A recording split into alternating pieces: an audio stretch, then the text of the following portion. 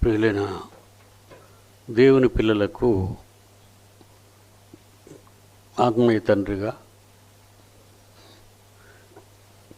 మన ప్రభువు రక్షకుడైన క్రీస్తు యేసు నామములో శుభాభివందనాలు తెలియజేస్తున్నాను. నవంబర్ 20 నా పుట్టినదినమును పురస్కరించుకొని ఎన్నో దాతృత్వ కార్యక్రమాలు చేసిన నా పిల్లలందరికీ కూడా నా హృదయపూర్వక ధన్యవాదాలు చెల్లిస్తున్నాను. నా పిల్లలు దాతలుగా సమాజంలో నిలవాలని కోరుకున్నాను ఒక తండ్రిగా. గత 3-4 ఏళ్లుగా బర్త్డేని సెలబ్రేట్ చేయటం విశాఖపట్నంలో విరమించాను. కారణం మీ ప్రయాణపు ఖర్చులు, ఇక్కడ నేను మీ అందరి కొరకు చేసే ఖర్చులు, ఇవన్నీ అనవసరంగా ఖర్చు అవుతున్నాయనే ఆలోచనతో మీ పల్లెలలో పట్టణాలలో మీరే అనాథులైన వారికి, పేదలైన వారిని జ్ఞాపకం చేసుకొని ధర్మకార్యాలు, పుణ్యకార్యాలు చేయమని నా పిల్లల్ని కోరుకున్నట్టుగానే నా పిల్లలందరూ ప్రతి ఏటా గత 3-4 ఏళ్లుగా అన్ని రాష్ట్రాల్లో వాడు చేస్తున్నటువంటి ఈ దాన ధర్మ కార్యక్రమాలకు నా హృదయపూర్వక ధన్యవాదాలు తెలియజేస్తున్నాను. ఇక భూమి మీద మనిషికి ఒక పందెపు రంగము, ఒక ఫుట్బాల్ కావాలంటే ఒక పెద్ద మైదానం కావాలి, క్రికెట్ కావాలన్నా, వాలీబాల్ కావాలన్నా, అలాగే అథ్లెటిక్స్ పరుగు పందెం చేయాలన్నా దానికి కూడా ఒక పెద్ద గ్రౌండ్ కావాలి. అది పందెపు రంగము అంటారు దాన్ని. దేవుడు కూడా తన పిల్లలకు భూమిని ఒక పందెపు రంగంగా మార్చినట్టు కనపడుతుంది. ఇక్కడ మనం ఖాళీగా లేవని, ఆ పందాల్లో పాల్గొనడానికి సిద్ధపడుతున్నామని, ఎక్సర్సైజులు చేస్తున్నామని,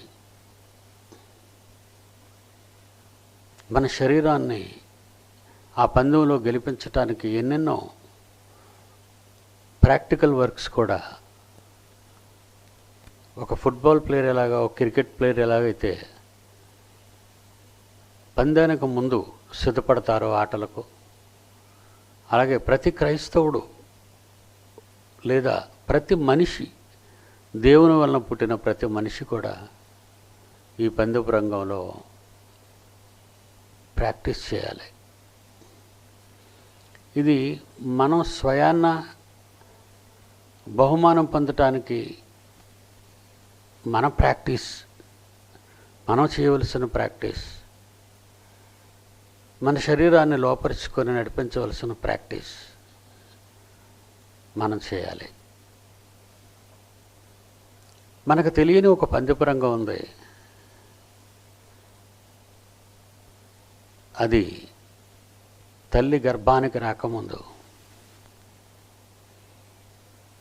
తండ్రి నుండి తల్లికి రాకముందు, తాతయ్య నుండి నాన్నగారికి రాకముందు, తాతయ్య గారికి వాళ్ళ తండ్రి నందు రాకముందు, ఇలా మనం వెనక్కి వెళ్ళిపోతే ఈ పందెపు రంగం ఎక్కడ ఆరంభమైంది అంటే ఆదాము దగ్గర ఆగుదాం. ఆదాము దగ్గర ఈ రంగం ఆరంభం అవుతుంది. మరి ఆదాము ప్రారంభమా? అక్కడికి కూడా కాదు. అక్కడికి కూడా మనం ఎక్కడి నుంచో వచ్చినట్టు కనబడుతుంది. పరలోకపు కన్న తండ్రి, మనం ఉన్న లోకం పరలోకం, మనమున్న స్థలం తండ్రి. తండ్రిలో నుండి ప్రకృతి నిర్మాణం తర్వాత నేలమంటితో మన కన్న తండ్రి మనిషిని నిర్మించి అతనిలోని జీవవాయువుని ఒక మట్టి బొమ్మ అయిన మన శరీరాలకు మూలపురుషుడు తండ్రి అయిన ఆదాములో ప్రవేశించాం. మన ప్రయాణం ప్రారంభం ఎటర్నిటీ, నిత్యత్వం నుండి ఆరంభమైంది. అది మనకు తెలీదు, దానితో మనకి సంబంధం లేదు, అందులో మనకు ఎలాంటి ఆలోచన లేదు, ఎలాంటి ముందు జాగ్రత్త లేదు. దేవుడు సెలెక్ట్ చేసుకున్నాడు. దేవుడు మనల్ని సెలెక్ట్ చేసుకున్నాడు. హెబ్రీ పత్రిక 12వ అధ్యాయం 2వ వచనం. హెబ్రీ పత్రిక 12వ అధ్యాయం 2వ వచనం. మనము కూడా ప్రతి భారమును సులువుగా చిక్కులు పెట్టు పాపాన్ని మనం విడిచిపెట్టి విశ్వాసానికి కర్త దాని కొనసాగించు వారైనటువంటి క్రీస్తు యేసు వైపు చూస్తూ మన ఎదుట ఉంచబడిన పందెములో ఓపికతో పరిగెత్తదము. ఆయన మన కొరకు ఉంచబడినటువంటి, ఆయన దగ్గర ఉంచబడినటువంటి ఆనందం కొరకు అవమానాన్ని నిర్లక్ష్యపెట్టి సిలువను సహించి దేవుని సింహాసనం యొక్క దేవుని కుడిపార్శ్వన ఆసీనుడై ఉన్నాడు. క్రీస్తు పందెం ఎక్కడి నుంచి ఆరంభమైంది అంటే తండ్రి నుంచి ఆరంభమైంది. ఆయన భూమి మీదకి రాకముందు తండ్రి దగ్గరే ఉన్నాడు. పరలోకంలో తండ్రి నుంచి బయటకు వచ్చాడు. తండ్రిలో నుండి బయటకు రావటం ఆయనకి తెలీదు, క్రీస్తు కూడా తెలీదు. పరలోకపు తండ్రే తన జ్యేష్ఠ కుమారుడిని మొట్టమొదట పరలోకంలో కన్నాడు. ఇక మన విషయం ఆలోచిస్తే తండ్రిలో నుంచి ఆదాములోనికి వచ్చిన మనం ఆదాములో నుంచి ఆయా తండ్రుల గర్భాలను దాటుకుంటూ మన జన్మనిచ్చిన మన భూమి మీద మన తండ్రి దగ్గరికి వచ్చాం. అప్పుడు కూడా మనకు తెలియదు.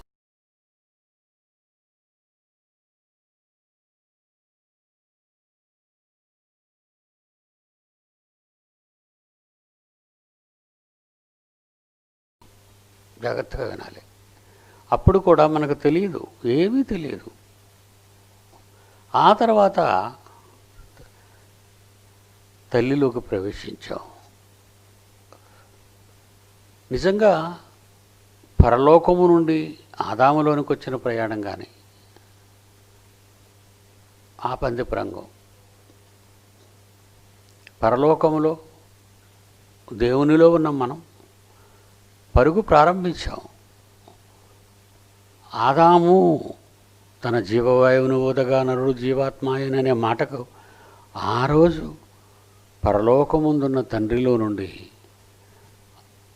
ప్రకృతిని సృష్టించిన తర్వాత ఈ నేల మీద మట్టితో బొమ్మను చేసిన కన్న తండ్రి ఆ బొమ్మలోనికి ఈరోజు పుట్టుకొస్తున్న కోటాను కోట్ల మనుష్యులందరూ ప్రవేశించారు. వీళ్ళల్లో అందరూ సక్సెస్ కాలేరు. యేసుక్రీస్తు పరలోకంలో తండ్రిలో నుంచి వచ్చాడు. భూమి మీదకు మరియమ్మ గర్భంలో పరిశుద్ధాత్మ దేవుని ద్వారా ప్రవేశించాడు. తల్లి గర్భంలో ఆయన ప్రయాణం కూడా తెలియకుండానే జరిగింది. మరియలో ప్రవేశించాడు. ఇది ఈ పందెపు రంగాలు మనకు తెలియని రంగాలు, మనకు తెలియని పందెపు రంగాలు, మనకు ఇది తెలీదు. ఈ పందెపు రంగాల్లో పరలోకము నుండి ఆదాములోకి రావటం కానీ, ఆదాములో నుండి ఆయా తండ్రుల గర్భాల గుండా తల్లులలోనికి వెళ్ళటం కానీ, ఈ ఆటల మైదానాలు, ఈ పందెపు రంగాలు మనకు అస్సలు తెలియదు. జాగ్రత్తగా మనం ఆలోచిస్తే ఇంత ఇన్నోసెన్స్గా మనం అంత ఇన్నోసెన్స్లోనే దేవుడు మనల్ని నిలబెట్టాడు అనేది మనం అర్థం చేసుకోవాలి. దేనిని బట్టి నిలబెట్టాడంటే మన భవిష్యత్తులోకి చూసిన తర్వాత మనం చేస్తాము అనుకుంటే చెయ్యగలం. దేవుల్లో నుంచి వచ్చిన మనం శరీరాన్ని ధరించుకొని భూమి మీదకి వచ్చాం. ఆ వచ్చినంత వరకు దేవునికి మన పైన ఉన్న నమ్మకం అది. తన పిల్లల మీద తాను పెంచుకున్న మమకారం, ప్రేమకు నిదర్శనమే ఆయన మనల్ని నమ్మాడు, మనల్ని మన తల్లుల గుండా బయటకు తెచ్చాడు. ఇకపోతే మనకు తెలియని రంగం మన తల్లిలోనికి మనం వెళ్ళడం. తండ్రుల నుండి దాటుకుంటూ వచ్చిన మనం ఏ తండ్రిలోనైతే ఉన్నామో ఆ తండ్రి మనం బయటకు వచ్చినంత వరకు, మనల్ని కన్నవారు బయటకు వచ్చినంత వరకు ఎదురు చూశారు వాళ్ళు. కొంచెం క్లిష్టంగా ఉంటుంది, ఆలోచించండి మీరు. మెదడుకి పదును పెట్టాలి. నాకు మా నాన్నగారు ఉన్నారు. మా నాన్నగారు ఉండబట్టే నేనున్నాను.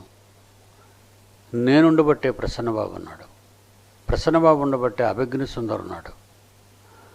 అసలు ఉన్నారు, వీళ్ళు ఉన్నారు, ఉన్నవారు అనడానికి ఆ గర్భాలని, ఆ పందెపు రంగాలలో దేవుడు మనల్ని నిలబెట్టాలిగా. లేకపోతే మనం పిండంగా జారిపోవటం, లేకపోతే మనకు జన్మనిచ్చిన మన పూర్వీకుల్లో ఎవరో ఒకరు చనిపోవటం. మా తాతయ్య చనిపోతే మా నాన్న లేడు, మా నాన్న లేకపోతే నేను నా పిల్లలు లేరు. అంటే ఈ తండ్రులందరినీ మన వంశ దీనిని, ఆ తీగను నిలబెట్టడానికి తండ్రి సాయశక్తుల తన కర్తవ్యాన్ని నిర్వహించాడనే చెప్పాలి. ఇన్ని పేర్లు, ఇంత జనం, ఇన్ని కోట్ల మంది తరతరాలలో ఉన్నారు అంటే వీళ్ళన్నిటిలోనూ లెక్కలు ఉన్నాయంటే లెక్కలున్నాయి. ఇశ్రాయేలు గురించి అబ్రహాముతో మాట్లాడినప్పుడు ఆకాశమందల నక్షత్రములు నువ్వు లెక్కించగలవా అంటే లెక్కించగలడు, అనుకుంటే లెక్కించగలడు, అవి లెక్కింపబడినవే. బైబిల్లో ఎన్నోసార్లు ఎన్నో వచనాలు మనం చదువుకున్నాం. ఆకాశమందల నక్షత్రములన్నీ లెక్కింపబడి వాటికి పేర్లు కూడా పెట్టాడు ఆయన. అలాంటప్పుడు కోటాను కోట్ల మనుషులు ఆయా తరాలలో పుట్టుకొస్తూ ఉన్నారంటే వాళ్ళందరూ లెక్కింపబడిన వారే. ఈ లెక్కలలో ఉన్నవాళ్ళు చివరకు ఉంటారో ఉండరో తెలియని పరిస్థితి ఏర్పడింది. ఆయన నమ్మకాన్ని వమ్ము చేసింది నరజాతి. ఆ పందెంలో ఆయన మనల్ని ఎంతో కష్టపడి నిలబెట్టాడు. ఇక మనందరికీ బాగా తెలిసింది, మీకు బాగా విప్పినని చెప్పింది తండ్రి నుండి వెలువడిన శుక్రకణాలు.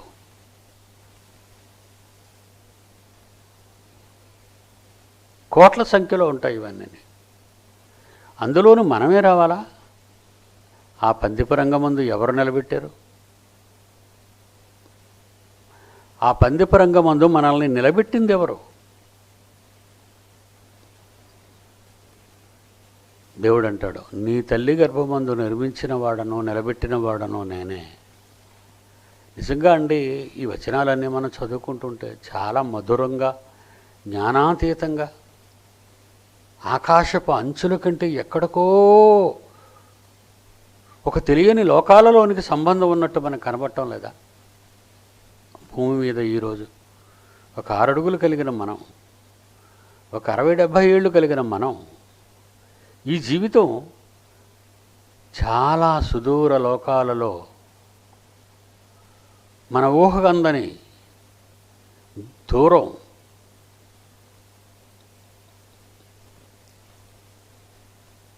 మొన్న ఒక క్లిప్పు,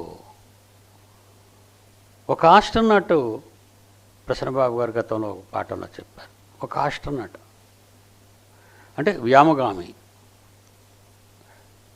ఒక చిన్న వ్యక్తిగా ఆకాశంలో కనబడతాడు. అక్కడి నుంచి శాస్త్రవేత్త విశ్వం ఎంత పెద్దదో చెప్పలేకపోయాడు. కానీ అతి చిన్న మానవుడి నుంచి క్యాలిక్యులేషన్ మొదలుపెట్టినట్టుగా ఆ బొమ్మలో, ఆ క్లిప్లో కనబడుతూ ఉంటుంది. చూసారండి? 2 మీటర్లు.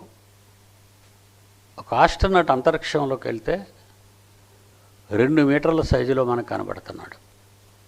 తర్వాత ఈ దూరం అలా మనం వెళ్తున్నాం. ఆ ప్రక్కనున్న హాబుల్ టెలిస్కోప్ అది ఎంత కనబడుతుంది అంతరిక్షంలో మన వాళ్ళకి? 13 మీటర్లు. ఆ తర్వాత అంతరిక్ష నౌక స్పేస్ షటిల్ 18 మీటర్లు కనబడుతుంది. 109 మీటర్లు. స్పీడప్ 111 మీటర్లు.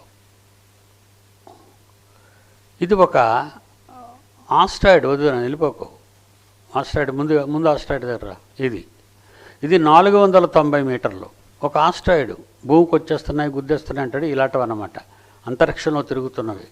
490 మీటర్లని కాదు, అంత సైజులో మనం దీన్ని బెన్ను అనే దాన్ని మనం చూడగలుగుతున్నాం ఆస్ట్రాయిడ్ని. తర్వాత ఆస్ట్రాయిడ్ ఇంకొచ్చేవి చూసుకోండి. ఇది 12 కిలోమీటర్లు, అంటే అంత పెద్దది. దాని తర్వాత 31 కిలోమీటరు, తర్వాత 525 కిలోమీటర్లు.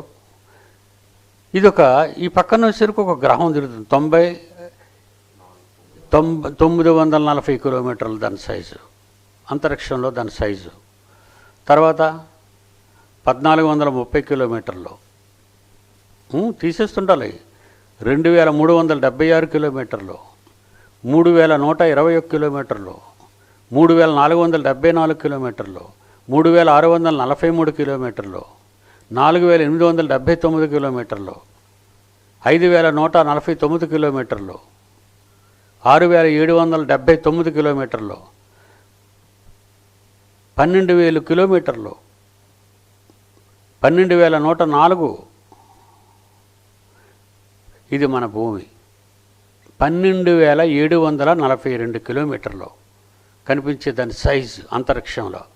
నెక్స్ట్ ఇక గ్రహాలు 30,581 కిలోమీటర్లు, 49,244 కిలోమీటర్లు, 50,724 కిలోమీటర్లు. శాటర్న్ 116,460 కిలోమీటర్లు, 139,820 కిలోమీటర్లు, 1.4 మిలియన్ కిలోమీటర్లు, 2 మిలియన్ల కిలోమీటర్లు, 12.2 మిలియన్ల కిలోమీటర్లు, 44 మిలియన్ కిలోమీటర్లు, 35.3 మిలియన్ కిలోమీటర్లు. ఈ గ్రహాలన్నీ ఇలా మనం లెక్కెంటుకుంటూ వెళ్ళిపోతూ ఆకాశంలోకి వెళ్ళిపోతున్నాం. మనం తీసుకెళ్ళాను, ఒక్కొక్కటి తీసుకెళ్ళు. అలా వెళ్ళిపోతుండేసరికి చూడండి వాటి సైజులు భూమి మీదకి ఎంత సైజుల్లో కనబడుతున్నాయో మీకు దూరంలో మనకు కనబడుతుంది. అంటే అంత సైజుల్లో అవి అక్కడ ఉన్నాయి. ఇలాగా విశ్వంలోనూ ఇదిగో ఈ కనబడే ఈ ఈ నక్షత్ర మండలాల్లోనికి, గ్రహాలలోనికి ఇక లైట్ ఇయర్స్కి వచ్చేసింది. లెక్క పెట్టడానికి ఈ లెక్కలు సరిపోక కాంతి సంవత్సరాల లెక్కల్లోకి వచ్చింది. 2.6 కాంతి సంవత్సరాలు, 3 లైట్ ఇయర్స్, 11 లైట్ ఇయర్స్. ఇంకా అలాగా వెళ్ళిపోయి అన్నీ మనం ఈ దాటుకుంటూ ఇవన్నీ అంతరిక్షంలో చోటు చేసుకొని ఉన్నా ఇంకా దాని చుట్టూ ఉన్న అంతరిక్షం చాలా పెద్దది కనబడుతుంది మనకి. ఇవన్నీ చాలా పెద్ద అంతరిక్షం కనబడుతుంది. అంతరిక్షం అంటే చిన్నదా? ఏంటేంటో ఆకాశంలో మానవ నేత్రాలకి ఇప్పటి వరకు అందినవి విసుమ. మానవ నేత్రాలకి ఈ టెలిస్కోపులకు అందినటువంటి హబుల్ టెలిస్కోప్ వచ్చిన తర్వాత కనబడినవి ఇవన్నీ కనబడుతున్నాయి. చివరికి వెళ్ళేసరికి బాగా ఎంత దూరంలో ఉన్నది కనబడింది, ఏ సైజులో కనబడింది? We may see a supernova in 2022 watch here. చూసారండి? ఇవన్నీ మనం చూస్తుంటే అబ్జర్వబుల్ యూనివర్స్ అది. మనం 93 మిలియన్ల లైట్ ఇయర్స్ కాంతి సంవత్సరాల్లో మనం చూడగలిగినటువంటి యూనివర్స్ అది. మరి దాని చుట్టూ ఉన్నది. అందుకే ఆకాశపు అంచులు ఇంతవరకు మానవునికి కనబడలేదు. ఇప్పుడు మీరు ఆలోచించాలి.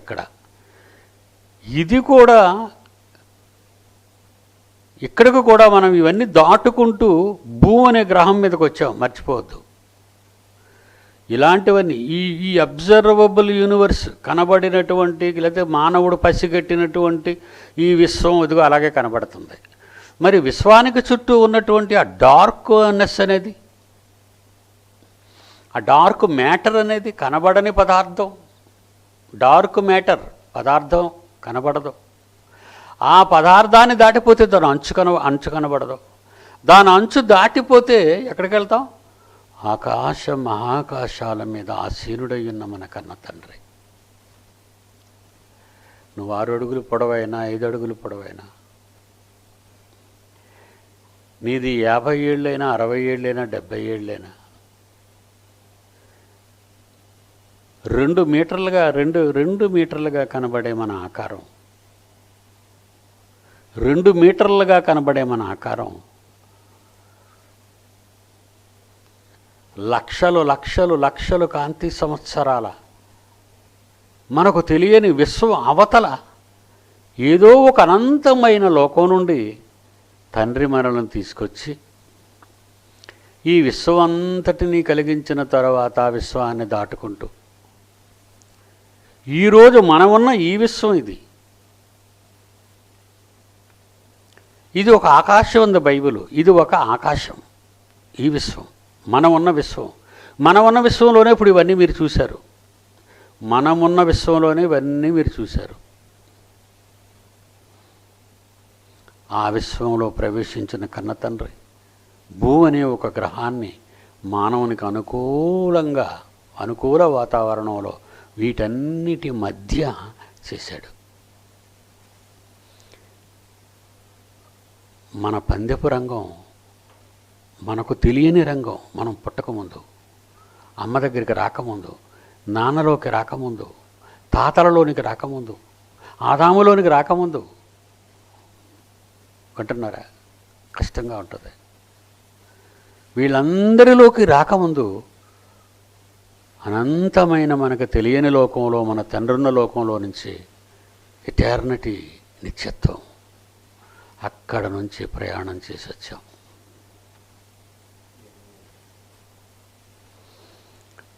చంద్రమండలం మీదకి వెళ్ళానని పొంగిపోతున్నాడు మనుష్యుడు. అంగారకుడి మీద రోవర్ను దించామని పొంగిపోతున్నాడు మనుష్యుడు. చంద్రుడి మీద నివాసాలు ఏర్పాటు చేస్తున్నామని సంబరపడుతున్నాడు మనుష్యుడు.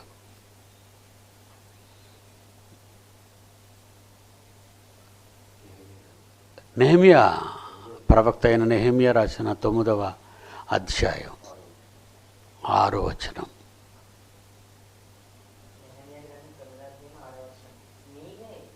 నీవే అద్వితీయుడైన మమ్మల్ని కన్న మా తండ్రి యెహోవా ఉన్నవాడుగా పిలువబడుచున్నవాడా, మమ్ములు కన్న మా తండ్రే, పరలోకమందున్న మా తండ్రి, మన తండ్రి ఎంత గొప్పవాడరా. ఊహలకందని మానవ మెదడుకు అంతుపట్టని అలాంటి ఆయన్ని విడిచి నేను అప్పుడే 71 ఏళ్ళు అయిందండి. నేను ఊహించిన తర్వాత మరి అమ్మ కడుపులో 9 నెలలు, నాన్నలో మా తాత కన్నంత వరకు, మా తాత వాళ్ళ నాన్న కన్నంత వరకు, ఇలా మనం వెళ్ళిపోతే ఆదాము దగ్గరికి వెళ్ళిపోతాం. అప్పటి నుంచి మన తండ్రికి దూరం అయిపోయాం మనమంతా. మన తండ్రిలో నుంచి వచ్చేసాం మనమంతా. తనలోని జీవవాయువును ఊదగాను కోట్ల జీవులు అయిన మనము ఆత్మలుగా మన కన్నతండ్రి అయిన మన కన్నతండ్రి నుండి విడిపోయి ఆదామనే ఒక మట్టి తండ్రిలోనికి ప్రవేశించాం. అక్కడ నుంచి మళ్ళా ఆ ప్రయాణమే అగమ్య గోచరం. ఈ విశ్వాన్ని దాటకముందు దేవుడు ఉన్న లోకం నిత్యత్వం, ఒక మహాలోకం. ఆ లోకం నుంచి ప్రయాణం సాగించాం దేవుడిలో. అలా తిరిగి వచ్చిన మనమంతా కలిసి కన్నతండ్రి ద్వారా ఆదాములోనికి ప్రవేశించాం. ఆదాములో నుంచి మళ్ళా మనం రావడానికి కొన్ని వేలు సంవత్సరాలు పట్టింది మన తండ్రుల గర్భాల్లోనికి. అది మనకు అగమ్య గోచరం అంటున్నానండి. మనకు తెలియనిది, ఈ ప్రయాణం మనకు తెలియనిది. చిన్నప్పుడు పసిబిడ్డను తల్లి ఎత్తుకొని విమానం ఎక్కిపోతుంది. వాడికి ఏం తెలీదు. ఆ శబ్దం ఏంటి వాడికి తెలీదు. పసివాడు చేతుల్లో ఉన్నాడు, తల్లి చేతుల్లో ఉన్నాడు, తల్లి ఒడిలో ఉన్నాడు. అలాగే వెళ్ళి విమానం మీద కూర్చుంటుంది బిడ్డను దగ్గర హత్తుకొని. వాడికి తెలీదు. విమానం ఫ్లై అవ్వడం తెలీదు, విమానం ల్యాండ్ అవ్వడం తెలీదు. విమానం ల్యాండ్ అయిన తర్వాత వాళ్ళ తల్లి వాడు పట్టుకొని ఇది అగమ్య గోచరము. వాడికి అసలు అంత ఆలోచన లేదు. ఒక పసిపిల్లవాడికి అది ఎంత అగమ్య గోచరమో. ప్రతి మనిషి భూమి మీద దేవుని నుండి వచ్చిన ప్రతి మనిషి, నిత్యత్వము నుండి ఎటర్నిటీ నుండి వచ్చిన ప్రతి మనిషికి వాడి ప్రయాణం, వాడి పందెపు రంగం అగమ్య గోచరం. అది పందెపు రంగం అని అనడానికి వీలేదు. ఎందుకంటే తండ్రి నడిపించిన రంగం, తండ్రి నిన్ను నడిపించిన రంగం. ఆ రంగంలో ఆయన చెయ్యే ఉంది మన మీద. ఆయనే మనల్ని నడిపిస్తున్నాడు, నడిపించేవాడు.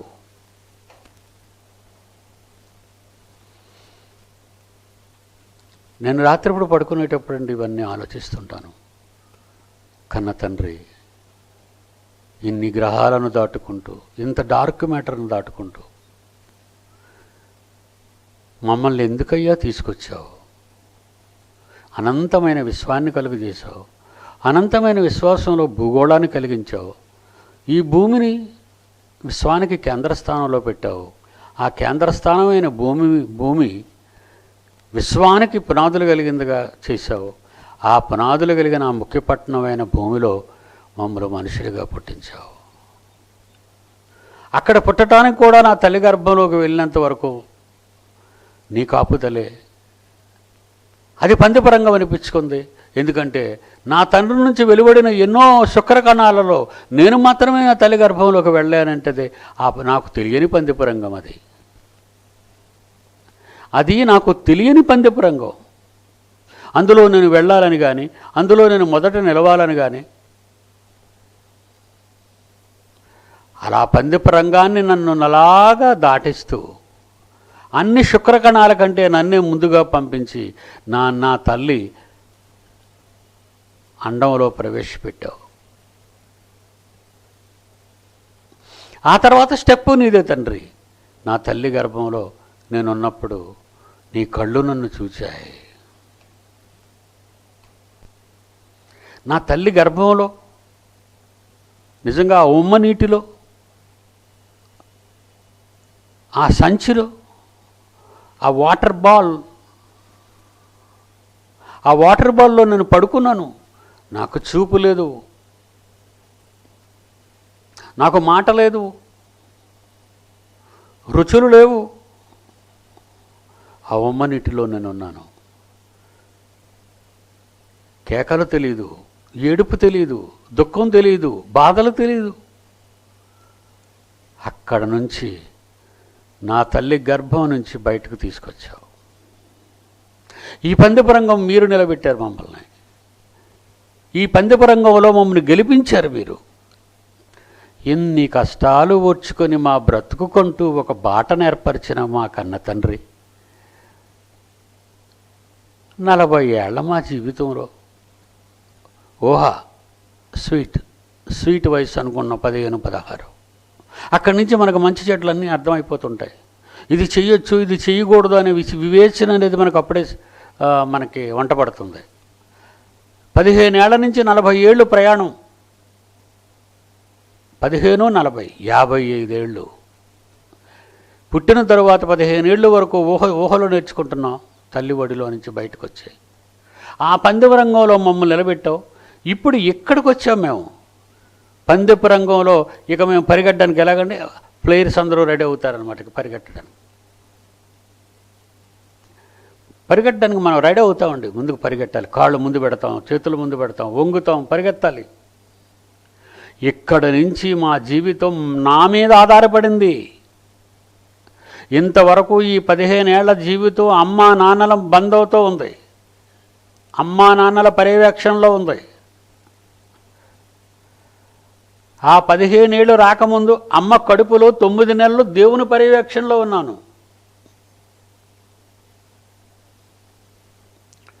నాన్న నుంచి తల్లిలోనికి రాకముందు అప్పుడు పరిరక్షణ నీదే కన్న తండ్రి. మా తాతల గర్భాలలో నుండి ఆ పర్యవేక్షణ మీదే తండ్రి. నా గురించి అంటే ఇన్ని తరాలలో ఇంతమంది నా పూర్వీకుల గర్భాలలో నుండి నన్ను జాగ్రత్తగా దాటిస్తున్నావా కన్న తండ్రి. మా తాతను దాటించావు, మా ముత్తాత నుంచి, మా తాతలో నుంచి మా నాన్నను దాటించావు, మా నాన్నలో నుంచి నన్ను దాటించావు, నాలో నుంచి ప్రసన్నబాబును దాటించావు, ప్రసన్నబాబులో నుంచి అభిజ్ఞ సుందరును దాటించావు. ఇన్ని బాధ్యతలా, ఇన్ని పనులా తండ్రి నీకు? అవును, అవునరా. మీకోసం నేను పెట్టుకున్న కలలో, నేను పడిన ఆశలు నెరవేర్చడానికి మిమ్మల్ని ఒక పందెపు రంగంలో భూమి మీద దించుతున్నాను. ఒక పందెపు రంగంలో మిమ్మల్ని భూమి మీద దించుతున్నాను. 15 సంవత్సరంలో తల్లిదండ్రుల బాధ్యతలో పెట్టావు. 15 ఏళ్ళ తర్వాత పందెపు రంగంలో ఇక నేను పరిగెత్తడానికి సిద్ధపడుతున్నాను.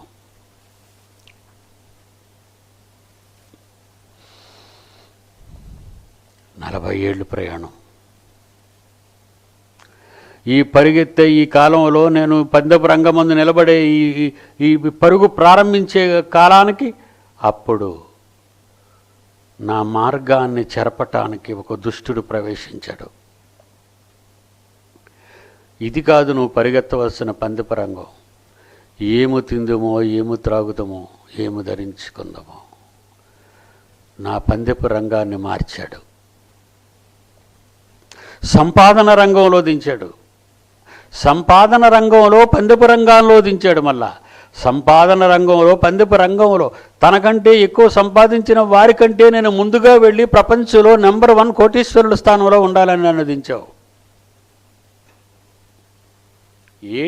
ఏంటండి ఇదంతా? ఎప్పుడండి నరజాతి ఇవన్నీ తెలుసుకుంటుంది?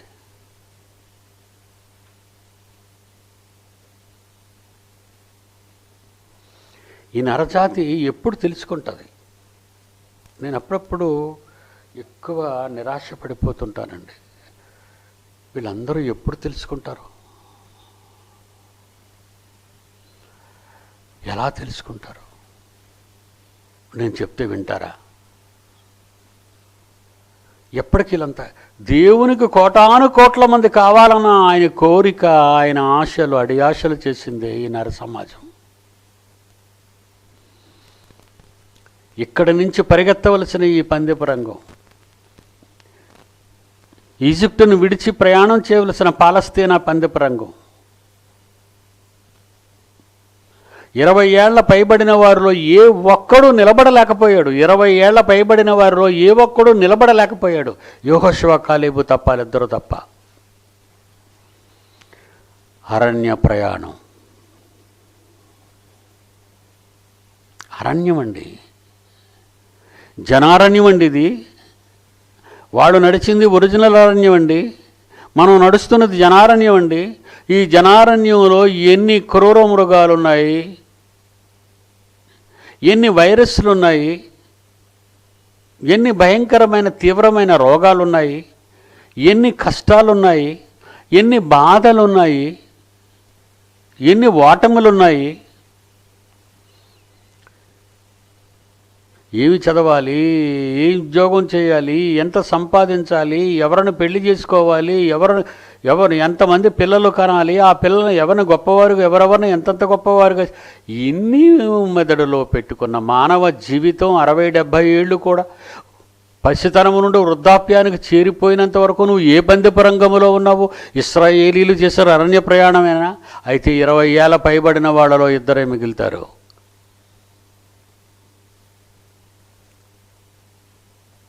ఇద్దరేనండి. అంటే మనం 40 ఏళ్ల ప్రయాణం అంతే కదండి. 15 నుంచి మనం ఆరంభించామనుకుంటే మనకు ఒక 20, 25, 26, 30 సంవత్సరాల్లోపు పెళ్ళి అయిపోయింది. ఓ 15 ఏళ్లలో పెళ్ళి. పందెపు రంగంలో నిలబడిన 15వ ఏటకి నిలబడ్డాం. మరో 15 ఏళ్ళకి వచ్చేసరికి మాత్రం లోపల మనకు పెళ్ళి అయిపోవాలి. మళ్ళా ఇంకొక 5 ఏళ్లలో పిల్లలు కనాలి, మళ్ళా ఇంకొక 10 ఏళ్లలో మళ్ళా వాళ్ళకి పెళ్ళి, వాళ్ళని ప్రయోజకులను చేయాలి. ఇలాగా నీ పందెపు రంగం అంతా నిర్వీర్యం అయిపోతుంది. మరి తండ్రి కొరకు నువ్వు ఎప్పుడు పందెపు రంగంలో ఉంటావు? తండ్రి దగ్గర ఉండి నువ్వు గురి యొద్దకు ఎప్పుడు చూస్తావు? నువ్వు మరి తండ్రి దగ్గర పందెపు రంగంలో తండ్రిని నిలబెట్టినందుకు ఇప్పుడు నువ్వు పరిగెత్తాలి. తండ్రి ప్రమేయం ఉండదు ఇక్కడ. నిన్ను పందెపు రంగంలో దించినంత వరకు ఒక ప్లేయర్ని, ఒక కోచ్ తాను నేర్పించిన పిల్లలు ఆటల్లో గెలవాలి, గోల్డ్ మెడల్ రావాలని ఒక అథ్లెటిక్స్ కోచ్ ఉన్నాడు అనుకోండి, తన పిల్లల్ని నెంబర్ వన్ ప్లేయర్గా స్టార్గా చూడాలనుకుంటాడు. దేవుడు మనల్ని అందరినీ ప్లేయర్స్గా నిలబెట్టాడు ప్రపంచంలో, ఈ పందెపు రంగంలో, ఈ భూమి మీద, ఈ బ్రతుకు రంగంలో. మరి మీరు పరిగెత్తగలరా? ఈ పరిగెత్తేటప్పుడు కండిషన్లు ఏంటో తెలుసా? కొరింథీయులకు రాసిన మొదటి పత్రిక 9వ అధ్యాయం 24వ వచనం. కొరింథీయులకు రాసిన మొదటి పత్రిక 9వ అధ్యాయం 24వ వచనం. బాగా వినండి. అనంతమైన లోకం, అనంతమైన లోకంలో మనకు ప్రమేయం లేదు, మనం చేసేది ఏమి లేదు. ఆయనే మనల్ని నిలబెట్టాడు. మనకు తెలియని రంగం అది. ఒక అనంతమైన లోకం నుంచి మరో లోకానికి తీసుకొచ్చాడు. ఆ లోకంలో ఒక భూమి అనే దాన్ని తయారు చేశాడు. ఆ లోకానికి భూమిని కేంద్రంగా మార్చాడు. ఆ కేంద్రంగా మార్చడానికి మనిషే కారణం. అందులో ఆదాములో ప్రవేశపెట్టాడు. అలా అది కూడా మనకు తెలీదు. మనం పుట్టినంత వరకు, మనం పందెపు రంగంలో పరిగెత్తడానికి నిలబడినంత వరకు గతాన్ని మనకు తెలీదు. గతాన్ని మనం జ్ఞాపకం చేసుకోలేదు. గతం గురించి మనం ఆలోచించలేదు. వర్తమానంలో బ్రతుకుతున్నాం. భవిష్యత్తు ఆలోచన లేదు. మరలా మనకు భూతకాలంలో ఆలోచన లేదు, గతం గురించిన ఆలోచన లేదు, భవిష్యత్తు గురించిన ఆలోచన లేదు. వర్తమాన కాలంలో ఈ మానవ జీవితంలో ఉన్నటువంటి ఈ రంగం ఇదొక సమర రంగం అని, ఇదొక యుద్ధ రంగం అని, ఇదొక పరుగులు పందెమని, బహుమానం పొందడానికి పరిగెత్తాలి భూమి మీదని. అందుకే మన కోచ్ అయిన మన తండ్రి మనల్ని పందెపు రంగంలో నిలబెట్టాడు. చదువు నాయన 9 కొరింథీయులకు రాసిన మొదటి పత్రిక 9వ అధ్యాయం 24వ వచనం. పందెపు రంగమందు పరిగెత్తు వారందరూ పరిగెత్తుదురు గాని ఒక్కడే బహుమానం పొందును. అన్ని గోల్డ్ మెడల్ ఉండవు, ఒకటే మెడల్, బహుమానం ఒకటే. పందెపు రంగమందు గెలిచేవాడే. అంటే దేవుడు తయారు చేసిన, ఇంతవరకు ఈ రంగంలోకి వచ్చి నేను పరుగెత్తాలి, ఈ రంగంలో నేను పరుగెత్తాలి అని తెలుసుకున్న నాలాంటి వాడు నేను సంపాదించిన వాక్యంలో నేను కన్నా నా పిల్లలకు తప్ప ఈ పందెపు రంగం గురించి ప్రపంచం ఎవ్వరికీ తెలీదు. ఈ పందెపు రంగంలో నా పిల్లలకి తెలిసింది. ఇక్కడ ఈ పందెపు రంగంలో ఈ 40 ఏళ్ల ప్రయాణం ఒకసారి మనం ఆలోచిస్తే, ఈ 40 ఏళ్లలో మన విద్యాభ్యాసం, మన వివాహ బంధం, ఆ తర్వాత కుటుంబ జీవితం పిల్లలతో, ఆ తర్వాత వాళ్ళ విద్యాబోధనాల విధానం, ఆ తర్వాత వాళ్ళ ఉద్యోగ బ్రతుకులు, వాళ్ళ బ్రతుకులు, ఆ తర్వాత వాళ్ళకి వివాహ బంధాలు. ఈ 40 ఏళ్ళు ప్రయాణంలో మనం ఇవన్నీ మర్చిపోతాం, ఇందులోనే ఉంటాం. భూమి మీద ఈ పందెపు రంగంలోనే బలైపోవడానికి మనం సిద్ధపడుతున్నాం. గురి కనబడదు, గురి యొద్దకు పరిగెత్తాలనే ఆలోచన లేవు, గురి యొద్ద ఏముందో తెలియదు, దానికంటూ ఒక బహుమానం ఉందని కూడా మనం ఆలోచించలేని పరిస్థితిలో ఉన్నాం. అదే చెప్తున్నాడు పౌలు. పందెపు రంగం ముందు వారందరూ పరిగెత్తుదురు కానీ, అంటే పరిగెత్తిన వారిలో అనగా నా పిల్లలలో పరిగెత్తిన వారిలో, మరలా నా పిల్లలలో పరిగెత్తువారుగా మీరు ఇక్కడికి రావడానికి ఒక తండ్రిగా, ఒక కోచ్గా నేను, నా కన్న తండ్రి, మన అందరి కన్న తండ్రి అయిన తండ్రి కోచ్, ఆయన నిర్వహణ, ఆయన ఎక్కడి నుంచి ఎక్కడి వరకు కేర్ తీసుకున్నారు, ఆయన బాధ్యత తీసుకున్నారు మనల్ని ఈ రంగంలో నిలబెట్టి ముందుకు పంపించడానికి. తండ్రి నుంచి తల్లిలోనికి వచ్చినట్టు అంతవరకు, తల్లిలో నుంచి బయటకు వచ్చిన తర్వాత తల్లిదండ్రులను కోచ్లుగా చేశాడు. తల్లిదండ్రుల నుంచి కోచ్లు తమ విధానాన్ని మార్చుకున్నారు. తల్లిదండ్రులైన కోచ్లు తమ పిల్లల్ని రాంగ్ రూట్లో వ్యతిరేకమైన పందెపు రంగంలో పడుకోబెట్టేశారు, నడిపిస్తున్నారు మనల్ని. ఈ రంగాన్ని మరిపించారు. పందెపు రంగమందు పరిగెత్తు వారందరూ పరిగెత్తుదురు, ఒక్కడే. ఎంతమంది కళాశాలలో ఉంటారు, ఎంతమంది రీసెర్చ్ సెంటర్స్లో ఉంటారు, ఎంతమంది విశ్వవిద్యాలయాల్లో ఉంటారు. అందరూ పాస్ అవ్వాలి అనేది కాదు ఇక్కడ. అందరికీ మొదటి బహుమతి రావాలి. అందరూ ఒకేసారి వెళ్ళాలి అక్కడికి. అక్కడ ఒక బహుమతి కాదు, వాళ్ళందరికీ ఒకే బహుమతి. అదే తండ్రి సన్నిధి, తండ్రి ఉన్న పరలోకం. ఒకే బహుమతి. మన కన్న తండ్రి సన్నిధి,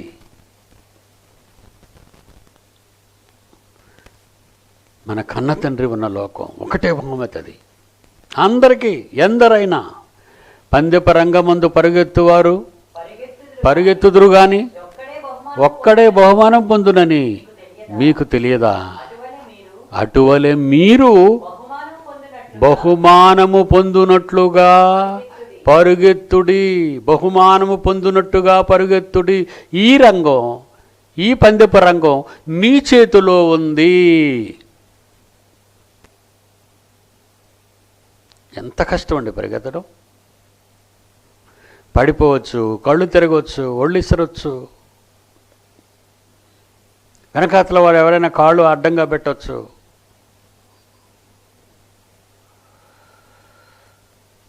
ఆలోచిస్తున్నారా మీరు? ఆయన వహించవలసినటువంటి బాధ్యతలు తన నుంచి భూమి మీదకి వచ్చినంత వరకు, తల్లిదండ్రులకు మనల్ని అప్పగించినంత వరకు తండ్రిది బాధ్యత. మనకన్న తండ్రి ఆత్మల తండ్రిది. అలా ఆత్మల తండ్రి బాధ్యత అయిపోయిన తర్వాత తల్లిదండ్రుల బాధ్యతలోకి ఎప్పుడైతే పంపించాడో, తల్లిదండ్రులే ముందు పాడైపోయిన దశలోకి వచ్చారు. పిల్లల్ని పెంచడం తేడా, చిన్ననాటి నుండి బైబిల్ నేర్పించడం తేడా. ఆ తర్వాత తల్లిదండ్రులు ఎప్పుడైతే డ్యామేజ్ అయిపోయారో, వీడు పందెపు రంగంలో వీడు మార్గం తప్పిపోయాడు. లోకంలో సాతాను రంగంలోకి ప్రవేశించాడు. సుదూరమైన లోతులలోనికి కూరుకుపోయాడు. బయటకు రావాలన్నా రాలేకపోయాడు. కన్న తండ్రి కలలు పండించకపోయాడు.